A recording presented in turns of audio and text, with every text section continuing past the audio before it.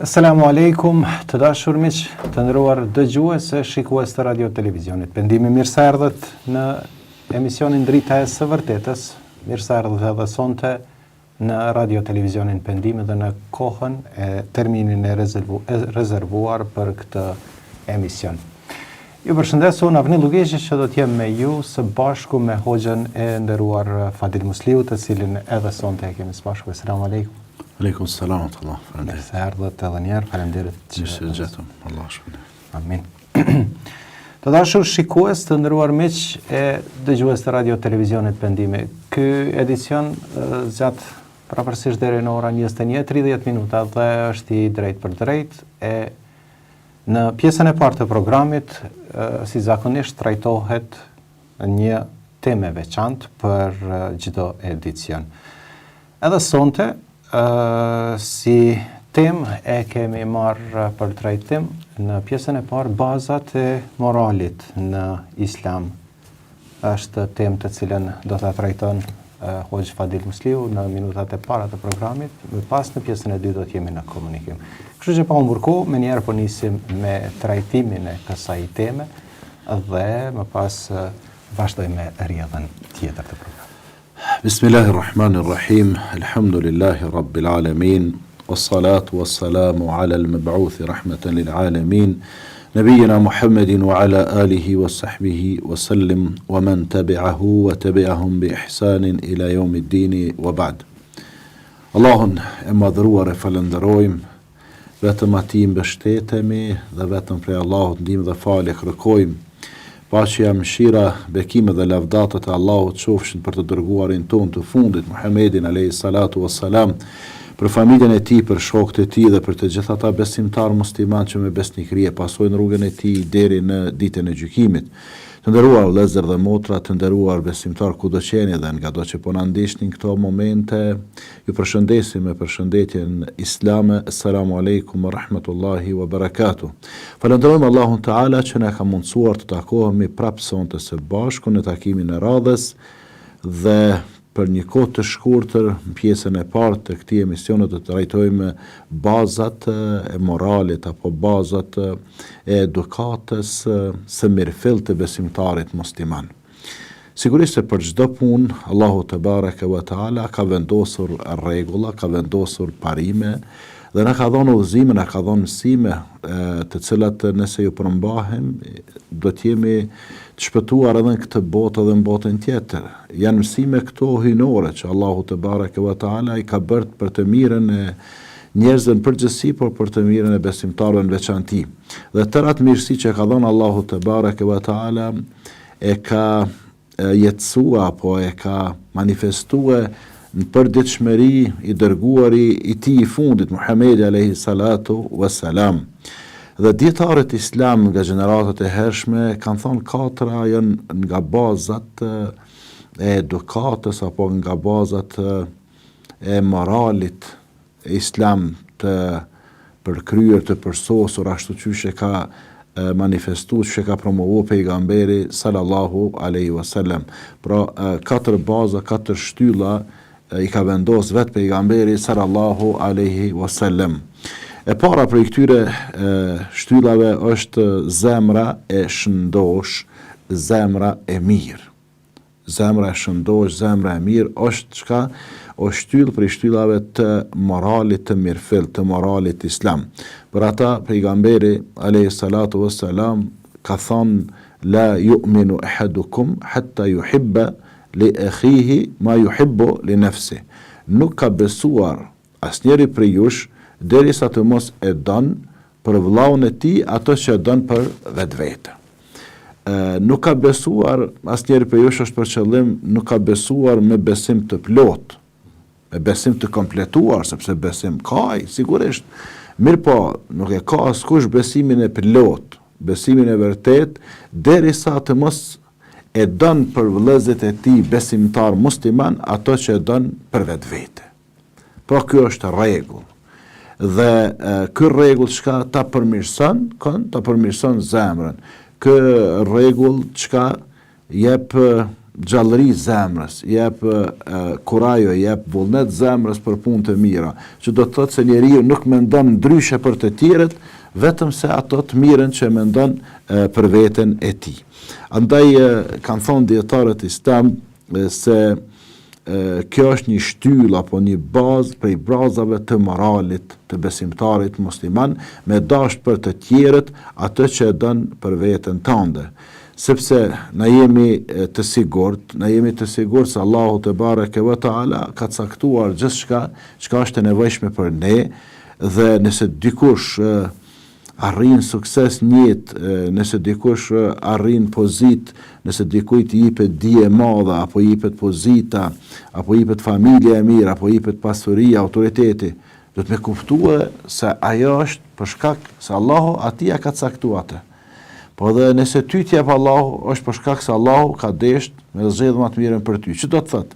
Ti do të me dash të mirën për të tjerët, por edhe të tjerët do të me dash të mirën për ty, sepse askujt nuk mundemi mi përzi në caktimin që ja ka caktuar Zoti, në rrezikun e Zotit, e askush po ashtu nuk mundet me na përzi neve në rrezikun ato që na ka caktuar Allahu te bareke ve taala. Dhe nëse nisemi nga ky parim, e shohim se muslimanët do të jenë sikur një trup, do të jenë shërbim të njëri tjetrit, do të jenë me sjellje të mira dhe një farë forme do të jenë ngarë me njëri tjetrin se kush do të bëje më mirë, Qysh arrihet kjo me dash për të tjerët ato që don për vetveten? Arrihet duke besuar bindshëm se Allahu te bareke ve taala secilët i ka caktuar rrezikun e vet. Dhe kur kemi fol për rrezikun, këtë medium të nderuar kemi thënë se rrezik nuk është vetëm çana materiale që mendojnë populli, që mendojnë njerëzit. Shumë për njerëzit si të flitet për rrezikun mendojnë vetëm me pas parë, me dhon Zoti parë. Por shëndeti që na ka dhënë Zoti është rrezik. Familja që na ka dhënë Zoti është rrezik. Pozita apo autoriteti që na ka dhënë Zoti është rrezik. Pasuria që na ka dhënë Zoti është rrezik. Shkollimi që na ka dhënë Zoti është rrezik. Edhe mjeti i udhëtimit që na ka dhënë Zoti është rrezik. Edhe shtëpia është rrezik. Edhe falefisi, edhe fqinjet, edhe xhamati, edhe xhamia, edhe çdo gjë që kemi është rrezik caktim prej Allahut te bareke ve taala. Dhe nëse kështu e konceptojmë apo e kuptojmë rrezikun, caktimin e Zotit, atëherë na pse me mendu ndryshe për njerëzit? Pse mos dikush po përzihet në të rrezikun tonë që ty ta ka caktuar Allahu te bareke ve taala, se Allahu këtu i ka caktuar apo i ka determinuar në mënyrë të precizuar, në mënyrë të prerë, kur para se me krijuar 50.000 vite, para se me krijuar qiejtë dhe tokën. Para se me krijuar qiejtë dhe tokën i ka caktuar rreziqet e njerëzve. Andaj, nëse dëshirojmë pra mirëqenie dhe të jetojmë të lumtur vetë, edhe të jemi rahat me vetveten, atëherë të duam për të tjerët ato që duam për vetveten. Kjo është shtylla e parë, apo kjo është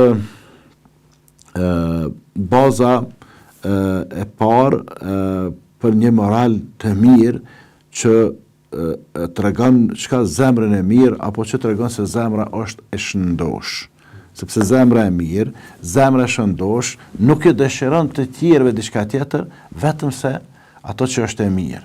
Zemra e shëndosh, zemra e mirë nuk mendon për të tjerët diçka, vetëm ato çka është më e mira, dhe don për të tjerët vetëm ato që don edhe për vetveten e vet. E dyta prej bazave të moralit të mirë, prej bazave të suksesit të besimtarit në moral apo në etikë me qenë i suksesshëm, është thënia e pejgamberit sallallahu alaihi wasallam që ka thënë: "Men kana yu'minu billahi wal yawmil akhir falyaqul khairan aw liyasmut." Kush beson Allahun, është fjala me besim të plot, dhe ditën e gjykimit, kur do dalim para Zotit, kemi me dhon llogari, çka le të flas mirë ose le të hesht. Pra, kjo e dyta ka me të folurit. Kjo është bazë tjetër prej bazave të moralit, shtyllë prej shtyllave të etikës së besimtarit musliman, që me fol mirë ose mos me fol fare. Me fol mirë ose mos me fol fare, edhe kur jemi të folurit, e kemi thonë disa herë, me fol vetëm ajo që është mirë, që ju bën njerëzve mirë, në përgjithësi njerëzve, qofshin ata besimtar apo jo besimtar. Por ata Allahu te bareke ve taala na ka porosit duke thonë wa qulu linnasi husna, dhe njerëzve thuani fjalë të mira. A dhe me i thonë fjalë të mira po, thujo, po nuk di, mos fal hiç. Mos fal hiç, edhe kur farë problemi nuk është. Andaj kjo është një shtyllë tjetër për shtyllave të moralit, se kjo ka të bëjë me gjuhën. E para, shtyllë të ruan zemrën nga smundjet, e dyta kanë të ruan gjuhën nga devijimi, sepse kjo gjuha dhe pse duket kështu një organi vogël nga mishi, po s'mon e paramendon njeriu çfarë të këqija shmonet me bo përmes gjuhës. Kjo bëhet shkaktar i prishjes së jetës së njerëzve. Kjo bëhet shkaktar i shumë zënkave, mosmarrveshjeve, kjo bëhet shkaktar i divorceve, kjo bëhet shkaktar i ndarjeve të familjeve, apo të shokëve, apo të mezhve, apo të fëmijëve, kjo bëhet shkaktar i luftrave të ndryshme në botë. Kjo bëhet shkaktar i shkatërimit të jetëve të njerëzve. Kush gjuha? Për ata, pejgamberi sallallahu alaihi wasallam çka ka thonë? Ka thonë men yadhmanu li ma bejne lahjehi wa ma bejne rijlehi adhmanu lahu al-janna. Kush më garanton se do të ruan kënë gjuhën e tij dhe do të ruan organin gjenital, ka thonë unë i garantoj kënë, unë i garantoj xhenetin. Unë i garantoj xhenetin. Kështu që kjo ka një rëndësi shumë të madhe, ruajtja e gjuhës, dhe secili prej nesh, pra para se të flas do të më mendu mirë. Mu ashtu si thëtë edhe popullit 3 herë mendo, fale mos gabo. Unë kësha thonë 10 herë mendo, në qoftë nevoja edhe 15 herë mendoj. Mendoje fjallën, mendoje mirë. Disa herë e pastaj lëshaje fjallën. E je vesh me lëshu fjallën, e pastaj me thonë, se pas na ditë. Ose me thonë pendohem, ose me thonë kërkon falje. E diçka do të thotë me qitë fjallën pa kontroll. E diçka do të thotë me qitë fjallën pa ditë se çka po thua. Do të thotë me robnu vete me atë fjallë, se me një fjallë më nëshme lëndu 10 vetë, 100 vetë, mira vetë, miliona vetë më nëshme lëndu, e shanë një popull për shembull. Çka shfaq racizëm, ndaj atyne që kanë ngjyrën tjetër. E çka do të me bota është, do të me dalë të miliona vetë me ju kërku falje. Ka një ka lëndu, do të me dalë. Kështu që e robron veten. Andaj, besimtari musliman pra, do të me mendu e disa herë, para se të flas, edhe kur të flas, mos me qenë tendencioz, mos me qenë goca keq, mos me qenë, do me thonë, helmus i njerëzve, sepse disa, posa fjallën e lëshojnë, me njerëz zemën të helmuj. Ka njerëz të atillë una, zot. Kështu që bukur e kanë thonë dietarët e hershëm që me fol është nga argjendi, ndërsa me hesht është nga ari. Pra të folurit është argjend, mirë shumë. A mo heshte është ari, që do thotë shumë ma mirë. S'ka sot vlera e arit me argjendin, asnjëherë ka dallim shumë të madh. E treta prej bazave të moralit, që na ka mësuar pejgamberi sallallahu alaihi wasallam, prej bazave të etikës së mirë të besimtarit musliman, është thonja e pejgamberit sallallahu alaihi wasallam, la taghdab, mos u zemra, mos u hidhra. Sepse shkoi një njeri te pejgamberi alayhi salatu wassalam dhe i tha pejgamberit alayhi salatu wassalam, ausini ya rasul Allah, më këshilla mua, o i dërguari i Allahut, jepëm ndonjë këshill të rëndësishme. Jepëm ndonjë këshill të rëndësishme. Edhe pejgamberi sallallahu alaihi wasallam në ato fjalët e tij shumë do me thonë se që ka fol pak e ka thonë shumë, se fjalë përmbledhëse, diçka i tha, la taghdab. Ai po pretashti më rëndit disa fjalë të rëndësishme që ti merr si këshilla jetësore. Edhe çdo njëri prej neve ashtu kish prit. Me thonë, mira për shkun ato këshillat apo i man men apo inqizën, po ti tregoj 1 2 3 4 vetë. E pejgamberi sallallahu alajhi wasallam shkurt i tha, la taghdab. Mos u hidhra, mos u zemra, pik. Pastaj çka? Faraddada miraren. Pastaj e përsëriti këtë pejgamberi sallallahu alajhi wasallam duke i thonë atij na la taghdab, la taghdab. Mos u hidhra, mos u hidhra, mos u hidhra. Këtë me pas parasysh. Që me hundi kush, që ka lidhet kjo me moralin, me etikën e besimtarit. Kjo lidhet shumë me moralin, me etikën e besimtarit. Pse? Se me bovakia, me të ndodh, me i kalu kufit, me u nervozu, me u hidhru, me u zemru, çka tani dalin të këqijat. Mund me ardhur me thonë të shumë punë të cilat ta prishin edhe zemrën edhe shpirtin. Për ata kjo këshill apo kjo bazë apo kjo rregull i moralit çka të harun atë ndjenjen e brendshme që ka njeriu, që ka në shpirt apo në zemrën e tij dhe largon ato të keqen nga zemra apo largon ato të keqen nga vetvetja, largon ato të keqen nga shpirti i tij, që do të thotë mos u hidhra, mos u zemron në farforme çka e kontrollon sjelljen tonë, e kontrollon nefsin tonë, e kontrollon epshin tonë, e kontrollon reagimin tonë, nuk bën veprime për të cilat do të pendohesh më vonë, sepse disa njerëz i bojnë disa veprime, qofshin fjalë apo qofshin gjeste apo qofshin sjellje për të cilat duhet me u pendue. E sidomos kur janë në ndikim çka të zemrimit, të hidhrimit, në ndikim të nervozës. Kështu që besimtari musliman pra nuk hidhrohet, nuk zemrohet, po dhe nëse ndodh çka nuk i te kalon kufinjet. Edhe nëse ndodh hidhrimi, zemrimi, hidhrimi qoftë edhe me njerëz të huaj, prap kë e ka një parim çka e kontrollon veten, nuk del prej vetes. E kontrollon veten, nuk del prej vetes. Dhe si rrjedhojë e kësaj, kur njeriu e kontrollon veten, e kontrollon nefsin e vet, edhe e ka nën kontroll si do të si rrjedhojë e kësaj apo këtij veprimi çka dalin veprime të matura. Nuk merr hapa, nuk merr vendime të ngutshme, të pakontrolluara, sepse shejtani i mallkuar dëshiron me hidhru besimtarët, me i bo nervoz, me i bo temperament, se e dina i mirë që kur në këtë gjendje këtë i kalon kufit. Ky mundet me ra njerit, runa zot mundet me lëndu njerin, runa zot mundet me myt njerin, mundet me sha njerin, mundet me nënshmu njerin, me etiketua, me bo shpifje, me përdor fjalor mallkues apo kërcënues apo linçues apo shantazhues e kështu me radhë. Tash për me ik atyne pasojave çka nuk hidhrohet fare. Për ata besimtari musliman që është për besimtarëve më të mirë është ai i cili nuk hidhrohet me besimtarët musliman, po dhe nëse ndodh me u hidhrue, ai më njerë pajtohet.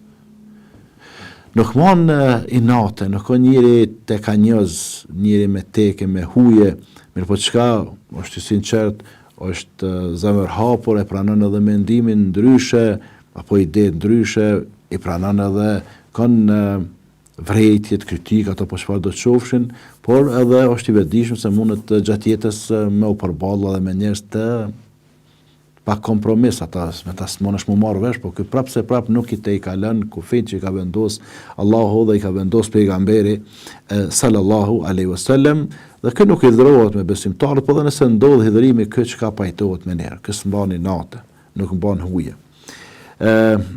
Shtylla e katërt apo një prej bazave të moralit, që është prej bazave të rëndësishme dhe që i dohet besimtarit musliman jetën e kësaj bote, është edhe një bazë që ka vendos pejgamberi alayhi salatu wassalam, e që është me u largu prej gjanave që nuk na përkasin neve, që nuk na interesojnë neve, që s'lidhen me neve.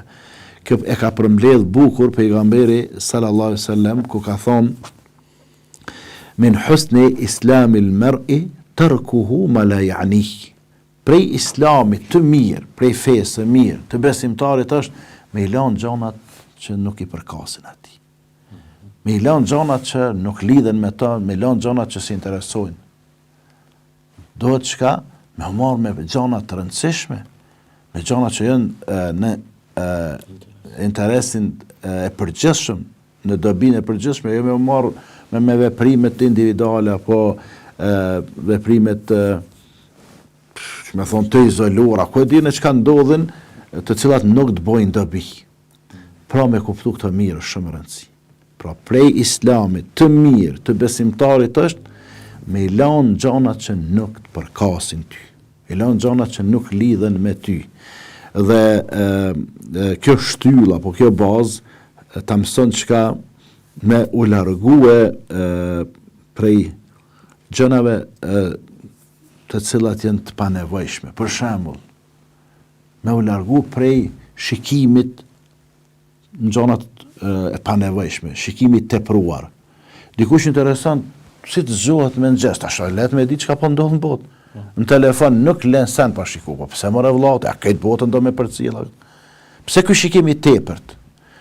Dikush ka dorë të foto e shikon ja rrit fotën.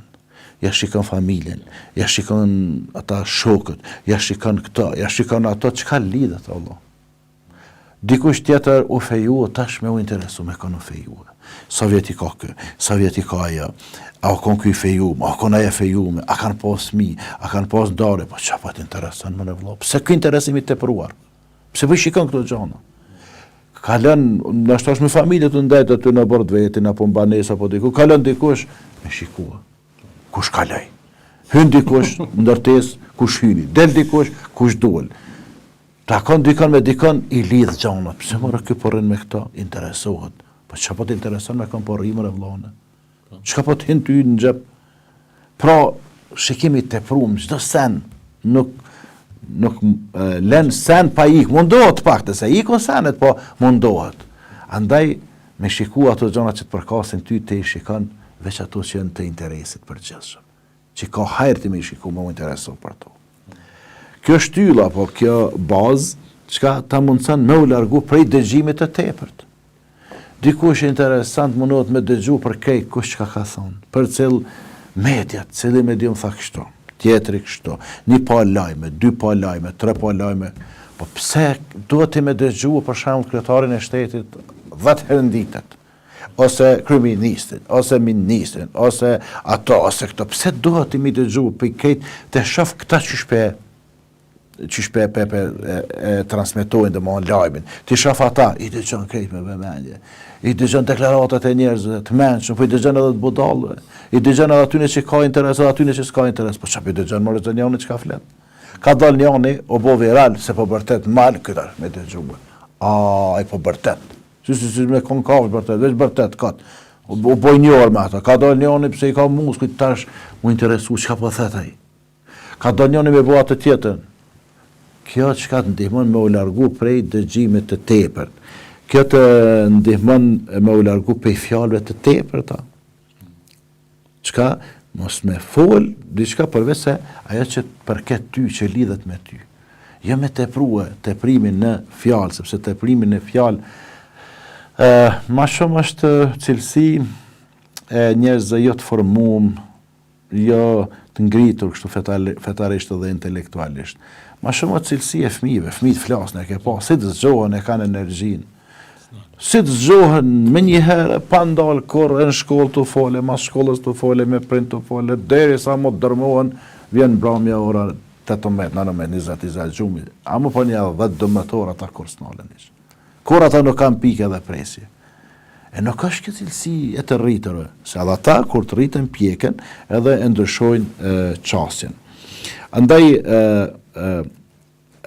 kjo shtylla, po kjo bazë që e tregon Islamin e mirë, kjo të mundson me u largue nga çdo gjë që është ngarkesë për ty, nga çdo gjë që është e tepërt.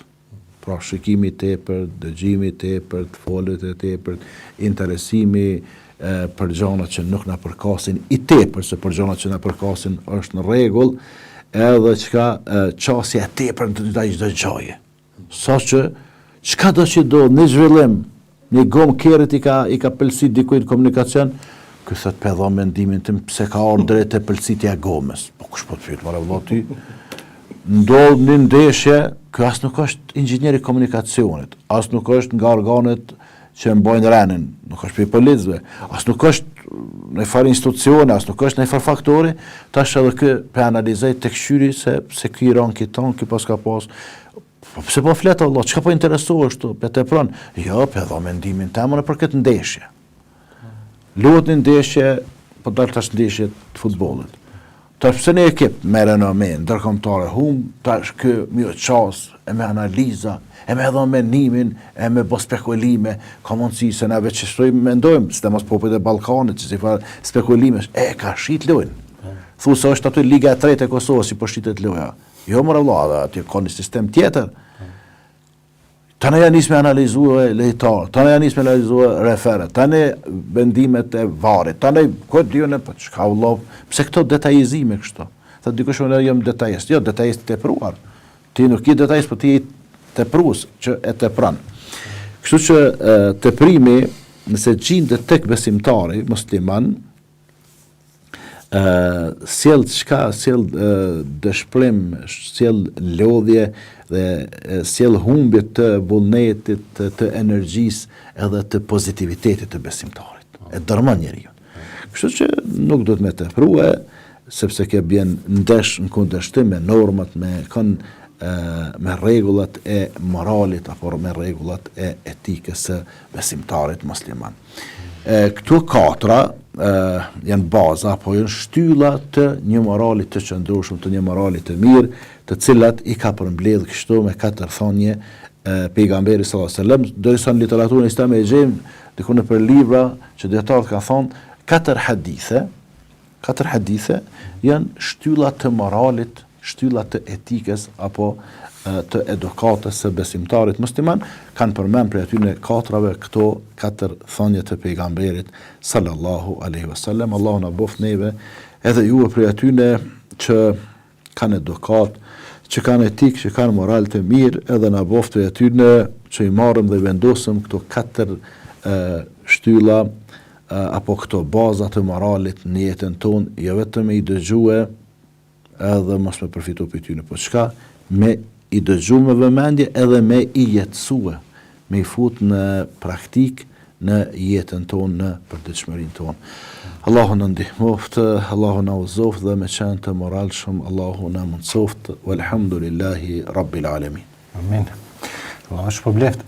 Të dashur miq, të nderuar dëgjues, shtylla interesante të cilat duhet i kemi parasysh për ta pasur një jetë sa më pranë të Madhit Allah dhe sa më të qetë, më të organizuar edhe me të gjitha ato të mirat që na i ka dhënë Madhi Zot. Kështu që me këto këshilla e mbyllim këtë pjesë të parë të programit për të u rikthyer në pjesën e dytë me kontakt të drejt për drejt me anë të thirrjeve tuaja dhe me anë të SMS-ve. Pas një pauze të shkurtër rikthehemi sërish së bashku.